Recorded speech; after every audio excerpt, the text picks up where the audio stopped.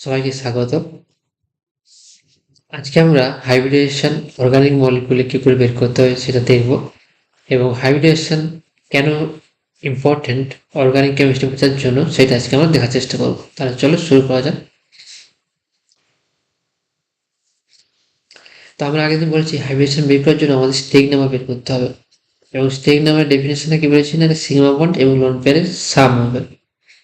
Pi bond consider করার প্রয়োজন নেই। যেমন যে কোনো ট্রিপল বন্ড, ডাবল বন্ড, এখানে যে পাই বন্ডটা থাকবে সেই পাই বন্ডটা না কনসিডার করে আমরা বলবো দুই ক্ষেত্রে সিগমা বন্ডের সংখ্যা হচ্ছে এক।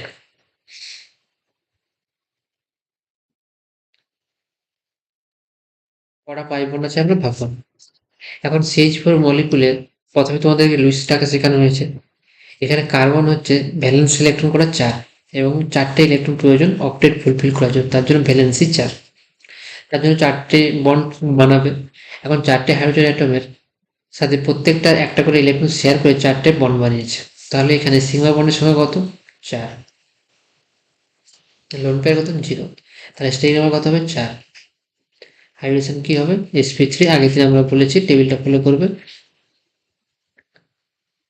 এখন CH4 মলিকুলে হাইব্রিডেশন হচ্ছে কত? sp3। কি করে পেলাম? স্টেক নাম্বার হচ্ছে সিগমা বন্ড 4টা plus lone pair 0। Hybridisation sp3, geometry tetrahedral. Actually মলিকুলটা কিরকম দেখতে?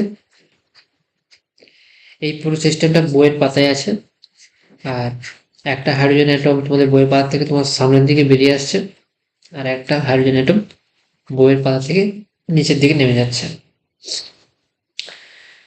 এখন এই কার্বন সেন্টারে দুটো কার্বনটা ইকুইভ্যালেন্ট কার্বন, দুটো কার্বন হাইব্রিডেশন কি করে বের করবো? তাহলে একটা সিগমা বন্ড আর একটা সিগমা বন্ড এবং সিসি সিগমা বন্ড, তিনটে সিগমা বন্ড আছে।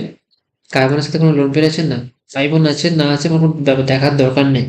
তাহলে স্টেক নাম্বার 3, তাই হাইব্রিডেশন হবে sp2 ট্রাইগুলার প্রেজেন্ট।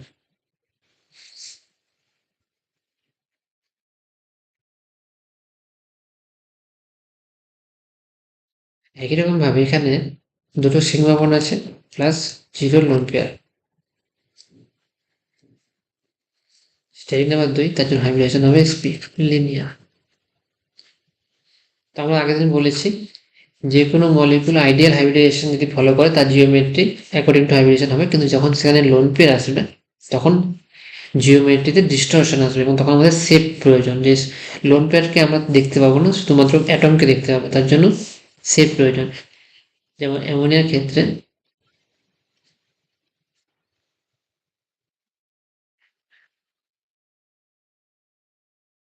এই মলিকুলের একটা লোন পেয়ার আছে, এটা হাইব্রিডেশন কিন্তু sp3। কি করে? তিনটে sigma bond plus lone pair একটা 0, তাহলে স্টেরিক নাম্বার 4, হাইব্রিডেশন হচ্ছে sp3। এর জিওমেট্রি হবে টেট্রাহেড্রাল, কিন্তু শেপ আমরা লোন পেয়ারটাকে দেখতে পাবো। আমরা যদি উপর থেকে মলিকুলা দেখি তাহলে দেখতে পাবো যে তিনটে বন্ড হাইড্রোজেন অ্যাটম আর সাথে উপরে লোন পেয়ার, তাহলে এটা পিরামিডের মধ্যে দিকে লাগে, তার জন্য শেপ হবে পিরামিড। শেপ এবং জিওমেট্রি আলাদা। পিরামিড যে শেপটা হচ্ছে সেটা আমরা ভেসপার থেকে অ্যাকচুয়ালি বন্ড অ্যাঙ্গেলটা বের করতে হবে। Valence shell electron repulse, valence shell electron pair repulsion থেকে আমরা বন্ড অ্যাঙ্গেল বের করতে পারবো। এখন তোমরা একটা জিনিস তোমাদের বোঝানোর চেষ্টা করা হচ্ছে যে এই যে হাইব্রিডেশন কার্বন sp3 sp2 এবং sp হচ্ছে, সেখানে কি হচ্ছে না, এক্স ক্যারেক্টার ক্রমশ বাড়ছে, 25 থেকে 50% হচ্ছে। তোমরা এটাকে রুল অফ থাম হিসেবে মনে রাখার চেষ্টা করবে, যে পার্সেন্টেজ অফ এক্স ক্যারেক্টার বাড়ার সাথে সাথে ওই অ্যাটমটার ইলেকট্রোনেগেটিভিটি ইনক্রিজ হবে। বুঝতে পারলে? তাহলে একই রকম ভাবে যদি তোমরা দেখো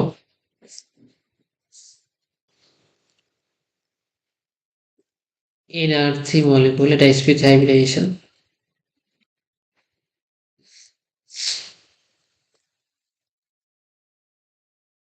এটাকে বলা হয় ইমিন মলিকুল। তো এখানেও কিন্তু এটা এটা কিন্তু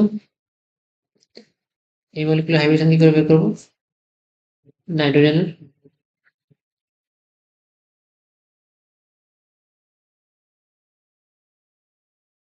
একটা সীমা বল, একটা সীমা বল, দুটো সীমা বল প্লাস একটা লোন পেয়ার, তাই বল কনসিডার করবো না। 3, তাহলে হবে হাইব্রিডেশন sp2। তাহলে এই নাইট্রোজেনটা হচ্ছে sp2 হাইব্রিডেশন। এবং একই রকম ভাবে সায়ানাইডের ক্ষেত্রে কি হয়, এই নাইট্রোজেন হাইব্রিডেশন কত হবে, একটা লোন পেয়ার একটা সিগমা বন্ড 2, তাহলে sp হবে তো এই যে নাইট্রোজেনের হাইব্রিডেশন গুলো চেঞ্জ হচ্ছে, sp3 থেকে sp2, সেখান থেকে sp হলো, তো হিসাব মতো সব থেকে মোর ইলেকট্রোনেগেটিভ নাইট্রোজেন সেট হবে এইটা, সব থেকে বেশি ইলেকট্রোনেগেটিভ। এখন আমরা পিরিয়ডিক প্রপার্টিজ কয়টা জিনিস আমরা ভালো করে বোঝার চেষ্টা করব। আমরা যখন কার্বন, নাইট্রোজেন, অক্সিজেন, ফ্লোরিন আমরা যখন ক্রমশ লেফট থেকে রাইটের দিকে যাচ্ছি, তখন কি হয় না, অ্যাটমিক রেডিয়াসটা ছোট হয়, রেডিয়াস ছোট হয়, রেডিয়াস রেডিয়াসটা ছোট হয় এবং ইলেকট্রোনেগেটিভিটি বাড়ে। আর একরকম যখন আমরা উপর দিকে উঠবো, তখন কি হবে, রেডিয়াস ছোট হবে আর ইলেকট্রোনেগেটিভিটি বাড়বে। তাহলে তোমরা এইভাবে মনে রাখার চেষ্টা করবে যে উপর থেকে নিচ থেকে উপরে গেলে ইলেকট্রোনেগেটিভিটি বাড়বে এবং লেফট থেকে রাইটে গেলে সেক্ষেত্রে ইলেকট্রোনেগেটিভিটি বাড়বে। এই তীর চিহ্নটা যদি মনে রাখো তাহলে কিন্তু সব কিছু সহজেই তোমরা বুঝতে পারবে। আবার উল্টোটা কি হবে, যদি উপর থেকে নিচে নামো তাহলে ইলেকট্রোনেগেটিভিটি কমবে, ডিক্রিজ ইলেকট্রোনেগেটিভিটি। বুঝতে পারলে? আর রেডিয়াস বাড়বে।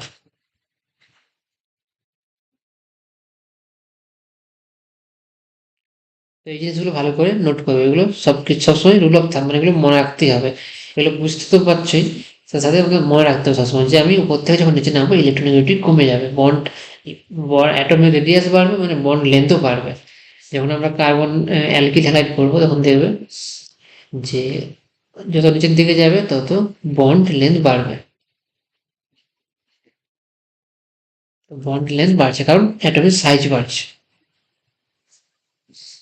আর এটাকে আমরা বোঝালাম যে ইলেকট্রোনেগেটিভিটি এসপি যে কোনো এসপি হাইব্রিডেশন অ্যাটমের ইলেকট্রোনেগেটিভিটি সব থেকে বেশি হবে। এটা আমরা এক্সপ্লেন করছি না, শুধুমাত্র আমরা মনে রাখবো যে পার্সেন্টেজ অফ স্কেলটা সব থেকে বেশি, পার্সেন্টেজ অফ স্কেলটা সব থেকে বেশি। একই রকম ভাবে আমরা বললাম এই যে NMe3 মলিকুল, তিনটে মিথাইল গ্রুপ আছে,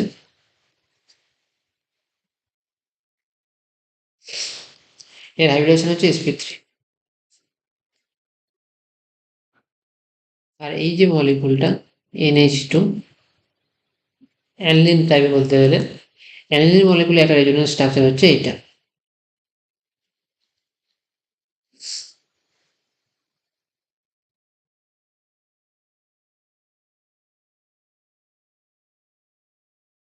তাহলে এই যে মলিকুলটা এখানে হাইব্রিডেশন হচ্ছে sp3, কিন্তু এই রেজোনেন্স স্ট্রাকচারের মধ্যে যেহেতু তিনটে সিগমা বন্ড আছে, তার জন্য হাইব্রিডেশন হবে sp2।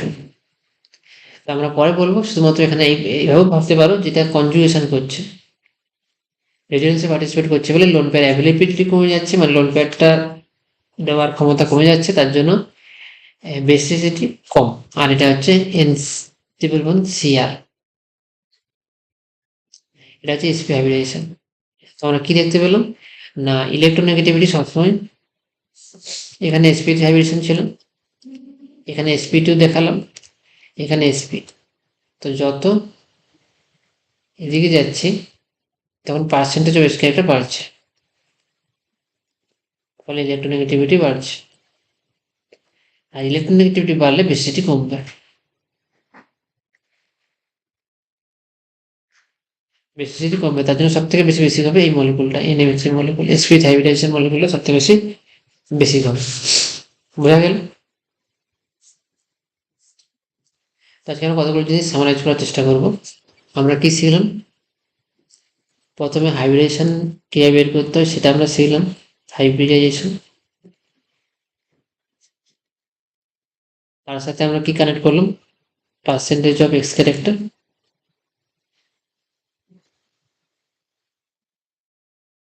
sp3, sp2, sp, percentage of x character বাড়বে দিলে। তারপর আমরা কি কানেক্ট করলাম না, এর সাথে ইলেকট্রোনেগেটিভ বাড়বে, রাইট? এই ইলেকট্রোনেগেটিভিটি বাড়লে কি হবে, বেসিসিটি কমে যাবে।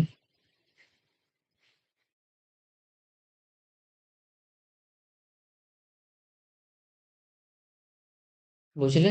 তো আজকে আমরা খুব ভালোভাবে বোঝার চেষ্টা করলাম অর্গানিক কেমিস্ট্রিতে কীভাবে হাইব্রিডেশনটা ইম্পর্টেন্ট মলিকুলার জিওমেট্রি বোঝার জন্য, আর বেসিসিটি অ্যাসিডিটি বিভিন্ন ইলেকট্রনিক প্রপার্টিস বোঝার জন্য কিন্তু আমাদের কাজে লাগবে। দেখা হচ্ছে আমাদের পরের ক্লাসে।